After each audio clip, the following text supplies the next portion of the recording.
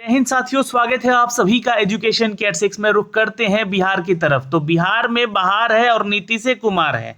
एक बार फिर से सरकारी नौकरियों को लेकर चर्चा में आ चुके हैं बिहार के मुख्यमंत्री नीतीश कुमार जी। इन्होंने फैसला किया है कि बिहार अब पूरे देश का वो पहला राज्य बनेगा जहां पर सरकारी शिक्षकों को भी आवास दिया जाएगा।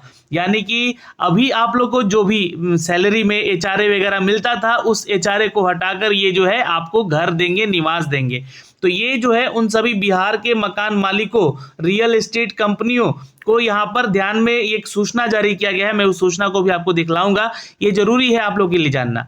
और चूंकि देखिए यहाँ पर जो है ना शिक्षकों की भर्ती की जो प्रक्रिया की बात करें हम यहाँ पे, तो 1,70,000 की बहाली की प्रक्रिया चल रही है, जिसमें कि 2 नवंबर को माननीय मुख्यमंत्री जी हैं यहाँ पर नियुक्ति पत्र बांटने जा रहे हैं।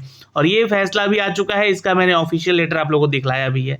अब आपको बता दें कि 3 नवंबर चूंकि एक बैठक भी है, यहाँ पर कैबिनेट की मीटिंग की बैठक है, तो यहाँ पर हो सकता है कि जो सीटें बची हुई हैं यहाँ पर इस शिक्षक बहाली की प्रक्रिया में, ऐसा माना जा रहा है कि यहाँ पर उस बहाली के बचे हुए सीटों की संख्या इन 70,000 आगामी जो बहाली की प्रक्रिया शुरू होने वाली है इसमें जोड़े जाने की संभावनाएं प्रबल हो रही हैं।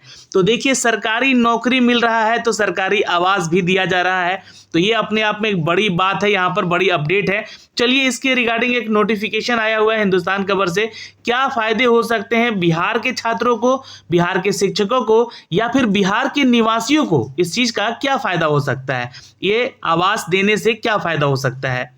तो ये जो एक नोटिफिकेशन जारी किया गया है, ये शिक्षा विभाग की तरफ से जारी किया गया है और ये एक्सप्रेशन ऑफ इंटरेस्ट दिया है। यहाँ पे इन्होंने यहाँ पे अल्पकालीन सूचना है ये आप लोगों के लिए, और एक्सप्रेशन ऑफ इंटरेस्ट अगर आप यहाँ पे देखिएगा तो इस चीज को नोटिफाई कर दिया गया है। शिक्षा विभाग ने हाल ही में 1 लाख से अधिक विद्यालय अध्यापकों की नियुक्ति हुई है जो बिहार लोक सेवा आयोग से चयनित होकर आए हैं। अब ये देखिए क्यों किया जा रहा है, आप लोग को आवास देने की बात क्यों हो रही है? क्योंकि इसमें जो है ना बहुत सारी ऐसी महिला छात्राएं भी सेलेक्ट हुई हैं जिनका की ट्रांसफर अपने जिला को छोड़कर दूसरे अन्य जिला में भी दिया जाएगा। तो महिलाओं की सुविधाओं को भी देखते हुए यहाँ पर, चूंकि जैसे कि बिहार में मान लीजिए कि कांस्टेबल या दरोगा की जो नियुक्ति हुई है, उनमें जो लोग अलग अलग जिलों में जाके अपनी छात्राएं नौकरी कर रही हैं, तो उनको भी आवास मिलता है, उनको भी आवासीय भत्ता वगैरह मिलता है। तो इसी चीज को ध्यान में रखते हुए कि बहुत सारे महिला छात्राओं का भी यहाँ पे सिलेक्शन हुआ है या छात्रों का भी सिलेक्शन हुआ है, वो अन्य जिलों में जाके कैसे अपना निवास देखेंगे, कैसे रहेंगे, इसके ऊपर यहाँ पे विचार किया गया है। और शिक्षा विभाग ने अभी हाल ही में 1 लाख से अधिक विद्यालय अध्यापकों की नियुक्ति हुई है जो बिहार लोक सेवा आयोग से चयनित होकर आए हैं। इन विद्यालय अध्यापकों को शीघ्र ही विभिन्न जिलों से दूरस्थ प्रखंडों और गांवों में स्थित विद्यालयों में यहाँ पे पद स्थापित किया गया है, जहां पर इनके रहने और आवासन यानी कि जो रहने की व्यवस्थाएं हैं उनके हेतु विभाग प्रयास कर रहा है कि इसके अतिरिक्त शिक्षा विभाग में पूर्व से लगभग 4 लाख शिक्षक कार्यरत हैं जो विभिन्न प्रखंड और गांवों के दूरस्थ स्थानों में विद्यालय में जाकर अपना अध्यापन का काम कर रहे हैं।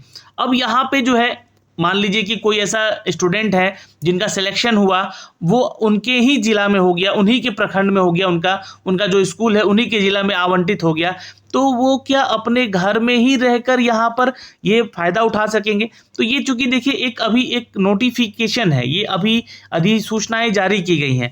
अब इसके ऊपर बात होगा, 3 नवंबर को भी इसके ऊपर चर्चा होगी, तो क्या चीज़ें हो पाएंगी क्या नहीं हो पाएंगी उसके बारे में आप लोग भी जो भी शिक्षक हैं वो जरूर इसके ऊपर कमेंट कीजिएगा कि आप लोग क्या चाहते हैं और ये क्या कार्य यहाँ पर बेहतर किया जा रहा है या इसमें अभी भी सुधार की जरूरत है। तो यह देखा गया है कि पूरे राज्य में विशेष तौर पर दूरस्थ क्षेत्र में मकानों और आवासन की जो अनुपलब्धता है उसके कारण कई शिक्षकों को जिला मुख्यालय में मकान किराए पर लेना पड़ता है। यानी कि जैसे जिला मुख्यालय है कहीं और, उनको पढ़ाने जाना है तो कहीं और, तो इसको लेकर उनको दूर के क्षेत्र में से जाकर अपने स्कूल जाना पड़ता है, जिसके चलते काफ़ी देर भी हो जाता है स्कूल पहुँचने में, तो स्कूल छूट भी जाता है, जिससे कि उन्हें दूरस्थ गाँवों में, है ना, यहाँ पे दूरस्थ गाँवों में स्थित विद्यालयों में आने जाने में काफ़ी समय और पैसा भी खर्च करना पड़ता है। उल्लेखनीय है कि शिक्षा विभाग का वार्षिक बजट लगभग 80% शिक्षकों के वेतन पर व्यय होता है। बिल्कुल ये हो रहा है, और ये अभी नया नियमावली जो आया है इसके तहत भी ये शिक्षकों पे लगभग 80% जो है इनके वेतन पे जाएगा। तो शिक्षा विभाग ने प्रत्येक अध्यापकों और शिक्षकों के वेतन में लगभग 33,000 करोड़ रुपए खर्च करता है और औसतन 8% HRA जो कि प्रत्येक शिक्षक को भी दिया जाता है। और इसके अनुसार यह 8% की राशि लगभग 2500 करोड़ रुपया होता है।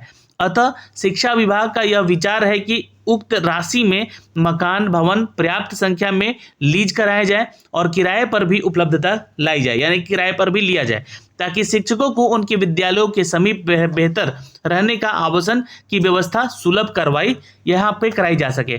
तो ये अपने आप में एक सुविधा दिया जा रहा है। जो 8% यहाँ पे पैसा इनके सैलरी में जोड़ा जाता था, इनको HRA दिया जाता था, इसमें वो अपनी सुविधाओं के अनुसार यहाँ पर दूर जाके अपने क्षेत्रों में रहते थे, उनको स्कूल आने में ऊपर से और खर्च बैठता था। तो ये सारी चीजों को देखते हुए लगभग 25,000 करोड़ राशि यहाँ पे जो व्यय हो रहा था। इसी चीज को देखते हुए मुख्यमंत्री जी ने ये फैसला लिया है कि लीज और किराए पर जो है यहाँ पर कुछ मकानों को यहाँ पे लिया जाए और उसमें बेहतर सुविधा देकर यहाँ पे उनकी व्यवस्था रहने की करवाई जाए। तो ये एक अपने आप में बड़ा चीज है। देखिए, पहला देश का ये राज्य बनेगा जहां पर अब शिक्षकों को भी सरकारी आवास, चूंकि ये सरकारी नौकरी है तो सरकारी आवास आपको मिल रहा है। ऐसी व्यवस्थाएं पुलिस कर्मियों को मिलती थी यहाँ पर बिहार में, लेकिन अब यहाँ पर जो है इनको भी मिलेगी, शिक्षकों की। जी हाँ, तो गुरुओं को भी अब मिलेगा इनका गुरु निवास। शिक्षा विभाग का यह प्रस्ताव है कि न केवल जिला मुख्यालय स्तर पर अपितु अनुमंडल पे प्रखंड स्तर पर भी यह संभव करवाया जाए। पंचायत मुख्यालय स्तर पर शिक्षकों को आवासन की व्यवस्था करवाई जाए।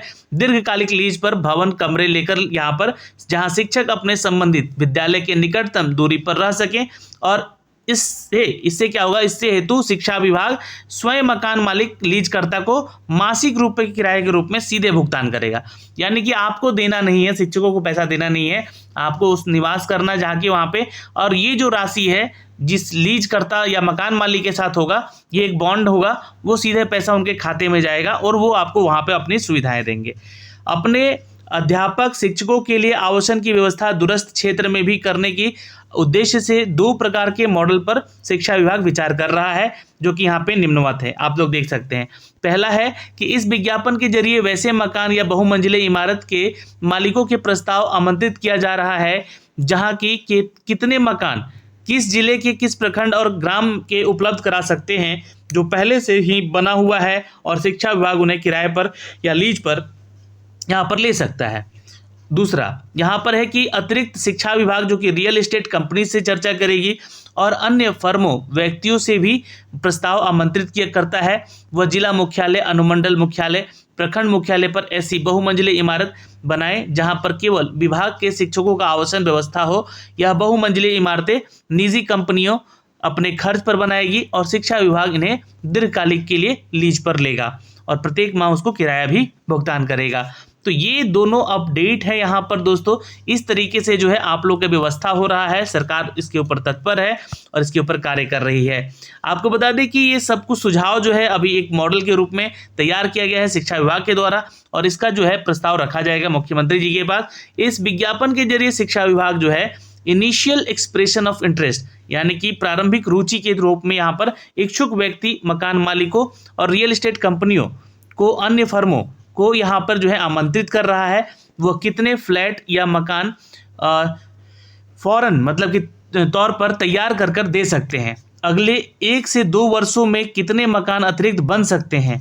कृपया उपरोक्त के अनुसार प्रारंभिक सूची में अपना प्रारंभिक प्रस्ताव इस विभागीय वेबसाइट पर जाकर संबंधित लिंक के जरिए यहाँ पे आवेदन समर्पित कर सकते हैं।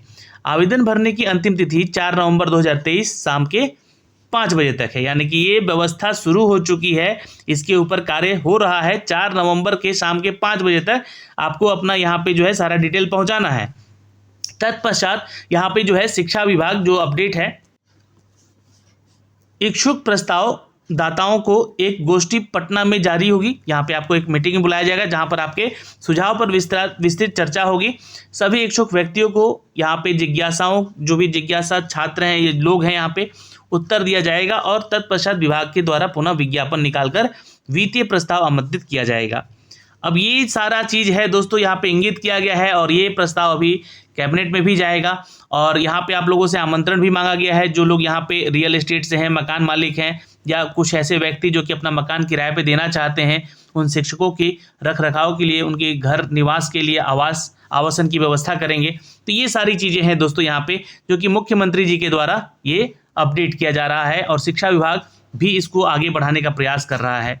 तो अपने आप में एक बड़ा अपडेट है ये दोस्तों, जहाँ पर आप सभी लोगों को बिहार में अगर शिक्षक बन रहे हैं तो आपको आवास मिलेगा, सरकारी आवास मिलेगा, जहाँ पे आप रह सकेंगे और अपने स्कूल के नज़दीक रह सकेंगे, आपको सारी सुविधाएं उसमें रहेंगी। तो ये एक छोटा सा अपडेट था, लेकिन आप अपनी परीक्षा की तैयारी अब शुरू कर दीजिए, क्योंकि एक और बड़ी बहाली, जो कि ये 70,000 की बहाली बताई जा रही है, इसमें और भी पद अगर जुड़ते हैं तो फिर से 1,10,000 की बहाली की प्रक्रिया जो है आपके सामने आने वाली है।